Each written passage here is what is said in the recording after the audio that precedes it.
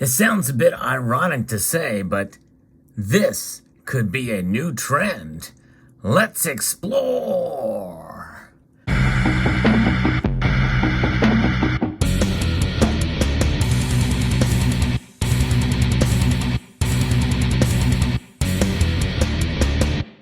The trend of gold to save economies and monetary systems. And that's just what gold does. At least that's what it has done for thousands of years. And apparently there's yet another nation that is suffering from a hyperinflationary crisis, turning to gold, apparently. I'm going to be referencing an article here from Kitco, as shared with me by Silver Honda, who drives a paid-off blue Honda, about Iran of all nations. That's right, Iran, whose currency has been in trouble as of late.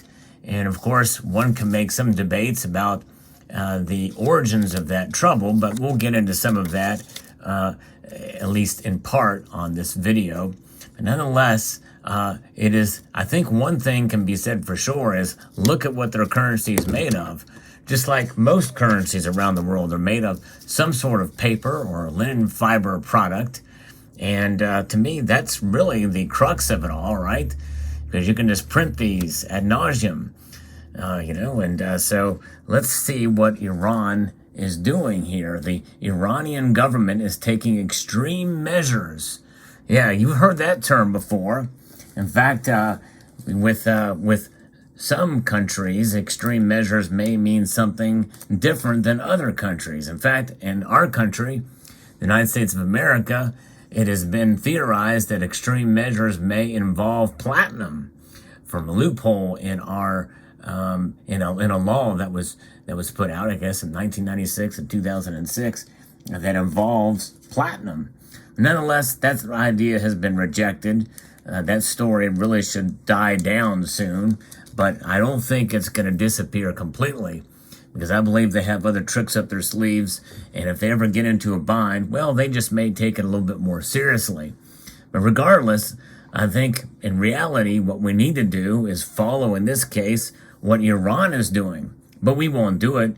And in reality, we don't need to do it right now. That's the really foolhardy thing about it, is you don't need to do it. Why? Because the dollar, that's this thing here, it is the top world's reserve currency. That's not going to change anytime soon. As much as we see from time and time again how we abuse our own currency by printing more of it, devaluing it, angering the world to many extents, because the world and us taxpayers are the ones that are the receiving end, the business end of insane monetary theories, modern monetary theory. But let's go on and see what Iran is doing now. They are selling not coins, but coin certificates, gold coin certificates on a stock exchange to deal with its growing currency and inflation crisis. So it's a step in the right direction and what they intend to do, and I'll talk about that here in a moment. The Iranian rial has been free-falling, trading at record lows against the U.S. dollar. The U.S. dollar rose above the 450,000 rial mark recently. The economy is facing significant headwinds as the country has become increasingly isolated internationally.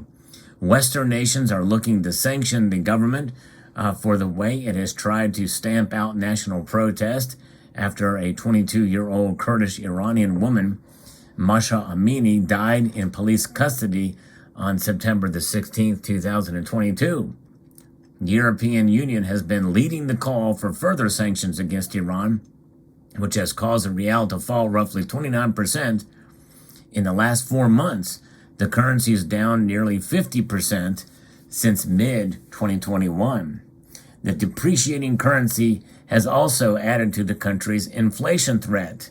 The Statistical Center of Iran said that the inflation rose above 51% in January, with food prices rising more than 70%. And depending on how they measure inflation, and even how we measure it here, it's not just one number for everything. There's a lot of different metrics and measures of inflation. In fact, the way we measure inflation here in this country with the Consumer Price Index is a far cry from what we did back during the times of high inflation 40 years ago. In fact, many people feel that if using those numbers, we would be in much worse shape than we are now. Because of the growing economic crisis, the Iranian government has taken extreme measures, which includes selling certificates on the stock market, according to news reports from Iran International. This is freshly minted, these certificates that they can buy. Iranian citizens can buy up to 5 2-gram coins, and I brought here to show you kind of what they would look like as far as size are concerned here. I'll get to that in a moment. They're also called quarter coins at current prices. Instead of receiving the coins, the purchasers will get a document for their purchase. They will have to wait until the government provides them with a date for when they will receive their coins. So they're going to have to just trust the government on this, but that is in their intention. Now, you know how intentions are with government. Well, but it's a step in the right direction, and that's what they're planning on doing, and we shall see. What if the United States government offered such a thing? Would you trust them to be able to provide a gold coin for the certificates they offer? Very interesting. The government said it plans to sell 450,000 of these 2-gram coins on the stock market in the coming days. And that's about 1 ton, considering. So let's take a look here. These are Mexican dos pesos coins. This is the smallest fractional gold bullion you can buy. These are restrikes. All of them dated 1945.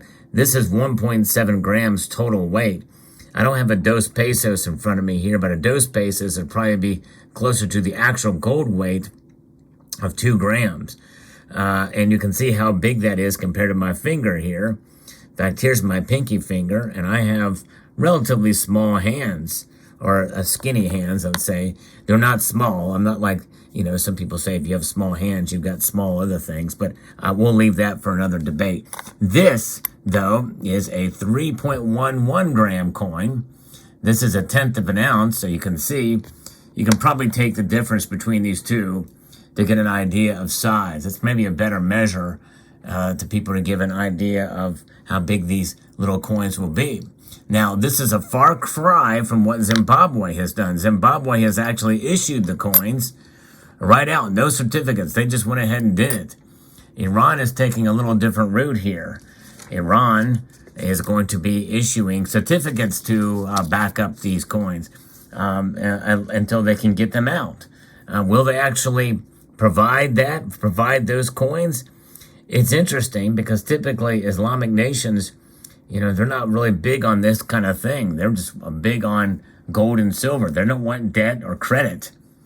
Typically, that's not typically the Muslim way, from what I understand. So this surprises me a little bit. Will they keep their promise and do it? Let's hope so to their citizens. If so, it's a step in the right direction, but it's a step that pretty much they have been kind of forced into. And again, considering what they have and understanding what's going on, people can debate about the sanctions and what have you, but we know the situation with Iran, and I don't want to necessarily get into a debate about that, but look at what they're doing to their currency, and the fact that they don't have a monetary system that is a